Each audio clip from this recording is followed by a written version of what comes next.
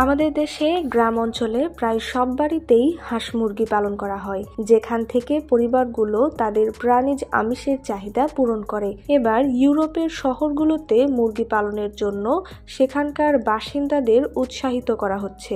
শুধু তাই নয়, এমনকি তাদের বিনামূল্যে মুরগি বিতরণ করা হচ্ছে।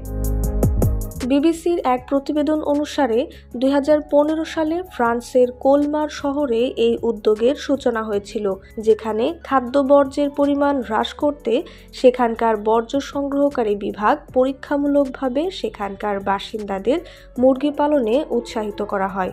তারপর থেকে এখন পর্যন্ত প্রকল্পটি চলছে সেখানে। তবে এ কাজটি শুরু করার পর আশ্চর্যজনক ফলাফল পাওয়া গেছে। প্রাথমিকভাবে সেখানকার 4টি পৌরসভার অন্তর্গত 200টারও বেশি বাড়ি এই প্রকল্পের সঙ্গে যুক্ত হয়। তাদের প্রত্যেককে 2টো করে মুরগি দেওয়া হয়েছিল। এখনও পর্যন্ত স্থানীয় বাসিন্দাদের 5282টা মুরগি বিতরণ করা হয়েছে।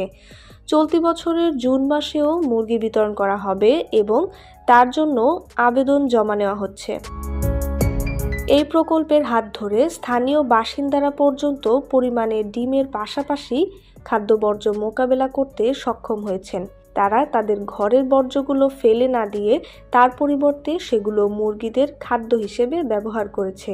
তাই হিসাব অনুযায়ী 2015 সাল থেকে তারা 273.35 টন জৈব বর্জ্য এড়াতে পেরেছে। তাই হিসাব অনুযায়ী 2015 সাল থেকে তারা 273.35 টন জৈব বর্জ্য এড়াতে পেরেছে, যা বায়ুমণ্ডলকে ব্যাপক পরিমাণ মিথেন নির্গমন থেকে রক্ষা করেছে।